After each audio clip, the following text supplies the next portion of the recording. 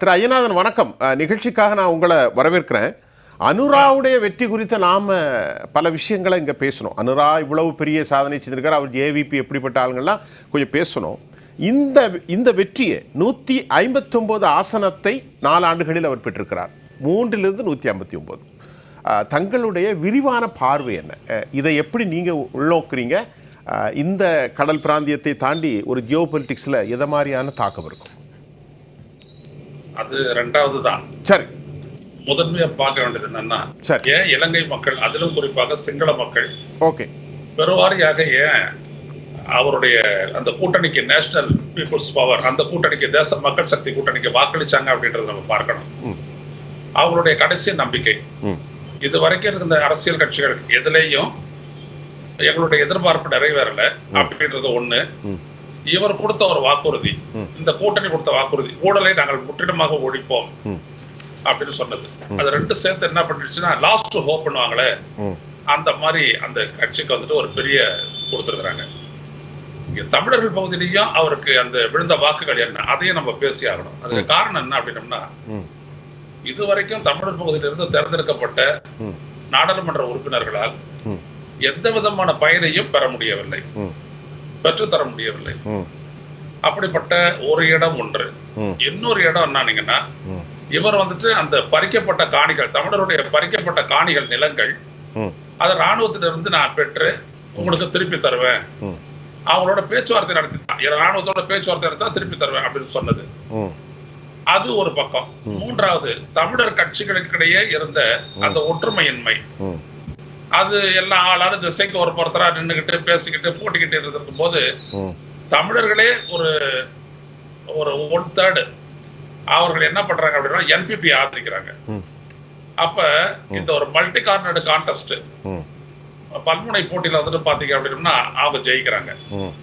இது ஒரு முக்கியமான ஒரு ஃபேக்டர். அதனால இப்படிப்பட்ட ஒரு முடிவை தான் வந்துச்சு. ஆனா இப்ப அடுத்ததுக்கு நம்ம வரணும். அதாவது தேர்தல் முடிவு வந்துட்டாரு, 150, 159 இடம், ஒரு 3/2 பங்கு பெரும்பான்மை. இதுவரை எந்த ஒரு கட்சியும் கூட்டணியும் பெற்றிராத அளவுக்கான ஒரு பெருவெற்றி. இது எல்லாம் சேர்த்து அனுரகுமார திசாநாயகா என்ன செய்ய போறாரு இதை வச்சுக்கிட்டு? ஒண்ணு, இந்த பிரசிடென்சியல் ஃபார்ம் ஆஃப் கவர்மெண்ட்டை வந்துட்டு மறுபடியும் வந்துட்டு ஒரு பார்லிமெண்டரி லெட், அதாவது பிரைம் மினிஸ்டர், அமைச்சரவை, அதற்கான அதிகாரங்கள் அப்படின்னு கொடுத்து, அதன் அடிப்படையில வந்துட்டு மாகாணங்களுக்கு உரிய அதிகாரத்தை கொடுத்து, நிதியை கொடுத்து, அந்த அதிகாரங்களை பயன்படுத்தக்கூடிய அந்த அதிகாரத்தை பயன்படுத்தக்கூடிய அதை அந்தந்த மாநில, குறிப்பாக வடக்கு கிழக்கு மாகாண அரசுகளுக்கு தருவாரா அப்படின்ற ஒண்ணு. ஏன்னா அப்பதான் வந்துட்டு எல்லாத்தையும் இது பண்ண முடியும். சார், ஒரு சின்ன குறுக்கீடு. ஐயா ஐயநாதன், உங்களுடைய கேள்வி எனக்கு ஒரு சந்தேகம் என்னன்னா, அவருடைய எலெக்ஷன் கேம்ப்ல 13வது சரத்தை பத்தி அவர் பேசல, நான் அதை பேசுறதுக்கு இங்க வரல. ஆனா கூட்டாட்சி தத்துவத்தில் எல்லோருக்குமான உரிமையை அனுரா குமார திசாநாயக்காக நான் உங்களுக்கு தருவேன் என்று வலியுறுத்துகிறார். அப்போ மாகாணங்களுக்கான வடக்கு கிழக்கு எதிர்ப்பு இணைப்புக்கு அவர் ஆதரவு எப்பவுமே கிடையாது. நீங்க எப்படி பாக்க? இல்ல, நான் இணைப்பு அந்த இடத்துல நான் வரவே இல்லை. சரி, அதெல்லாம் வரவே இல்லை. இப்ப 9 மாகாணங்கள் இருக்கு அப்படின்னோம்னா இலங்கையில, அந்த 9 மாகாணங்களுக்கு இருக்கக்கூடிய அதே அதிகாரம் தான் வடக்குக்கோ கிழக்குக்கோ கிடைக்கும். சரி, அப்படி கிடைக்கக்கூடிய அதிகாரத்தை இதுவரைக்கும் என்ன நடந்துச்சு? ஆளுநருக்கு அந்த ஒதுக்கப்படக்கூடிய நிதியை பயன்படுத்தக்கூடிய அதிகாரம் அதிகமா இருந்துச்சு. இத மாத்தி இப்ப சி.வி. விக்னேஸ்வரன் ஐயா வந்துட்டு அங்க சீஃப் மினிஸ்டரா இருந்த போது அவரால் அவருக்கு இருந்த நிதி அதிகாரத்தை விட அதிகமான நிதி அதிகாரம் ஆளுநருக்கு இருந்துச்சு. ஆமா. அப்ப அது எப்படி மக்களாட்சி? அப்ப இது மக்கள் அதிகாரம். எந்த ஈக்குவேஷனை மாத்துவாரா இவரு?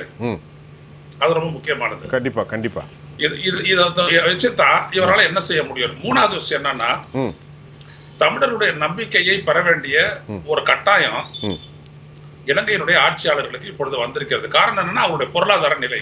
சரி, இந்த ஆட்சி அதிகாரத்தை வைத்துக் கொண்டு தமிழர்களுடைய நம்பிக்கையை பெற்று அவர்களுடைய முதலீடுகளை கொண்டு வந்தால் தவிர இலங்கையினுடைய பொருளாதாரத்தை நிமிர்த்த முடியாது. சரி, ஐநாதன் சார், இப்போ நான் உங்கள்கிட்ட இவங்க இன்வெஸ்ட்மெண்ட் எல்லாம் பேசினாங்க. நான் என்ன நினைக்கிறேன், ஆயுத போராட்டம் மௌனியாக்கப்பட்டு விட்டது. இலங்கையை பொறுத்தவரை தமிழ் தேசிய அரசியலும் அது மௌனியாக்கப்பட்டு விட்டது. இன்றைக்கு நாங்கள் அந்த மக்களோடு பார்க்கின்ற போது அவர்களுடைய அடிப்படை தேவைகளுக்கான போராட்டம். சிங்கள குடியிருப்பு அங்கு வன்மமாக நடந்தது. பல பிள்ளையார் கோயில்கள் இடிக்கப்பட்டு அங்குள்ள சிங்கள கோயில்களாக உருமாற்றம் பெற்றிருக்கிறது. இன்றைக்கு இவருடைய பேட்டி, காணி நிலங்களை நாங்கள் மறு உருவாக்கம் செய்து உங்களுக்கு தந்துடுவேன்னு ஒரு பாசிட்டிவான விஷயம் சொல்லியிருக்கிறார். இதெல்லாம் இணைச்சி சொல்லுங்க. பலஸ்தீனத்திற்கு இன்னைக்கு யுஎன் செக்யூரிட்டி கவுன்சிலில் மனித உரிமை மீறினாக HWR, அதாவது ஹியூமன் ரைட் கமிஷன், அதை பெருசாக நடத்துகிறாங்க. ஆனால் 1999க்கு முன்னா 2000க்கு முன்னால் நடந்த மனித இன மிகப்பெரிய ஜெனோசைடை குறித்து எந்த பேச்சு யாரும் வாய் திறக்கல. இதெல்லாம் இணைச்சி சொல்லுங்க. யார் முன்னெடுக்கிறதுங்க? யாரும் முன்னெடுக்கிறது? அதான் அரசியல் கட்சிகள். நீங்க அந்த இடத்துல என்னன்னா, இப்ப ரொம்ப அருமையான தோழர்கள் நம்மளோட இருக்காங்க. ஐயா பாலு இருக்கிறாரு, ஐயா ரங்கராஜ் இருக்கிறாரு, என் நண்பர் ரமேஷ் இருக்கிறாரு, நீங்க இருக்கீங்க. நான் என்ன கேக்குறேன், அந்த இடத்துல எந்த ஒரு நாட்டுக்கு, எந்த ஒரு மக்களுக்கு சுதந்திரம் இல்லையோ அவங்களுக்கு எப்படி ஜனநாயகம் பலன் அளிக்கும்? கண்டிப்பா. உங்களுக்கு சுதந்திரம் இருக்கு. இப்ப இந்தியாவை எடுத்துக்கங்க, எனக்கு சுதந்திரம் இருக்குது. நான் இப்ப ஜனநாயக உரிமைக்காக நான் போராடலாம். நான் இந்திய ஒன்றிய அரசோட நான் மல்லு கட்டலாம். நான் பெற வேண்டியதை பெறலாம், எந்த வழியோ ஒரு வழியில. அங்க இலங்கை தமிழ் மக்களுக்கு என்ன இருக்குது? ஒண்ணுமே இல்லை. அங்க ஒரு பேரினவாத அரசமைப்பும் பேரினவாத அரசியலும் இன்ன வரைக்கும் தொடருது. அப்படி உங்களுக்கு எதுவும் கிடையாது. அப்போ நாம வந்துட்டு ஒரு விடுதலை போராட்டத்திற்கு தள்ளப்பட்ட இனம், ஆனா தீர்வு கிட்ட இல்லை. அப்போ ஒரு குறைஞ்சபட்ச இடம் அப்படின்றதுலதான் வந்துட்டு இந்தியா என்ன சொல்லுச்சு அப்படின்னோம்னா, இப்ப ஐயா கூட நெய்வேலி பாலு சொல்லும் போது 13வது திருத்த சட்டத்தை பத்தி எதுவுமே சொல்லல அப்படின்னு. ஆனா அந்த திருத்தம் மேற்கொள்ளப்பட்டு விட்டது. So it is a compulsion on the government of Sri Lanka to carry out the 13th amendment in true constitutional spirit. அந்நாட்டு அரசமைப்பினுடைய உணர்வுடன் அதை நடைமுறைப்படுத்த வேண்டிய கடப்பாடு அவர்களுக்கு இருக்கிறது. நிச்சயமாக அப்படி இருக்கு அப்படின்னம்னா, இப்ப ஃபெடரல்னு சொல்றாருல்ல, ஆமா, யாரு? ஃபெடரல். ஆமா, அனுரா குமார அனுரா சொல்றாருல்ல, ஃபெடரல் என்னது? ஆமா. அப்ப மாநிலங்களுக்குரிய அந்த அதிகாரம், மாகாணங்களுக்கு உரிய அதிகாரம்ன்றதான அர்த்தம். ஆமா. அப்போ இதுதான் இங்க ரொம்ப புரிஞ்சுக்கணும். அதுதான் நான் சொல்ல வரேன். இப்போ தமிழ் மக்கள் வந்துட்டு உனக்கு வாக்களிச்சாங்க, ஒரு இடத்துலயும் வாக்களிச்சாங்க. எக்ஸப்ட் நீங்க பாத்தீங்கன்னா மட்டக்களப்பு தவிர மத்த எல்லா இடத்துலயும் தமிழர் கட்சிகளை தோற்கடிச்சு NPP அதிகமான இடமா வந்திருக்குது. கண்டிப்பா.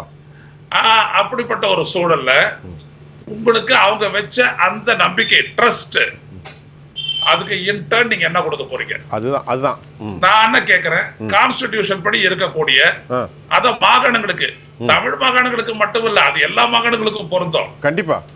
ஆண்டர் பாலசிங்கம் சொல்லும் போது சொன்னாரு, 13வது திருத்தமோ அல்லது மாகாணங்களுக்கான உரிமையோ எங்களுக்கு ஸ்பெசிபிக்கா எதையும் தரல அப்படின்னாரு. தட் இஸ் ட்ரூ, அதான் உண்மை. ஆனா இப்ப இவருக்கு அனுரா குமார திசாநாயகா இந்த அரசியலை நல்லா தெரிஞ்சவர், இனவாதியா இருந்தாலும். அப்ப நான் என்ன சொல்ல வரேன், தமிழர்கள் உங்கள் மீது வைத்த நம்பிக்கைக்கு நீ என்ன கொடுக்க போறீங்க? நீங்க என்ன கொடுக்க போறீங்க? அருமையான கேள்வி. இந்த கேள்விய அப்படியே கொஞ்சம் திருப்புங்க. நமது ஒன்றிய அரசு, பிரதமர் மோடி அவர்கள், அயலுறவு அமைச்சர் ஜெய்சங்கர் அவர்கள் இதைத்தான் வலியுறுத்த வேண்டும். நீங்க கார்பரேட், அப்போ ரங்கராஜ் ஐயா வந்துட்டு ரொம்ப அழகா சொன்னாரு, கார்பரேட்டுடைய நலனை நாடி ஒரு நாட்டோட உறவு கொள்வது என்பது உறவு அல்ல. அது முதல்ல மனிதாபிமான அடிப்படை கொண்டதா இருக்கணும். கண்டிப்பா கண்டிப்பா. அப்படி ஒரு அடிப்படை வந்துச்சுன்னா அதை முன்னாடி வைங்க. எங்களுடைய முதல் பிரியாரிட்டி சார், இந்த தமிழர்கள் உங்களுக்கு வாக்களிச்சாங்கல்ல, நீங்க அவங்களுக்கு என்ன தர போறேன்? ரைட், நல்லா அதை அஷ்யூர் பண்ணு. அதை பண்ணிட்டாங்க அப்படின்னம்னா நான் சொல்ல வரேன், the course of events, அது தமிழீழ விடுதலை நோக்கி போகுதோ அல்லது ஜனநாயகத்தை நோக்கி போகுதோ அதெல்லாம் வேற கதை. அதை நாளைக்கு பேசிக்கிறோம். சரி, இன்னைக்கு ஆன விடை என்னன்னா, என் மக்கள் உன் மீது நம்பிக்கை வைத்தார்கள், அதுக்கு என்ன, அவர்களுக்கு நீ என்ன தர போற? Very good, very good. அதான் கேள்வி.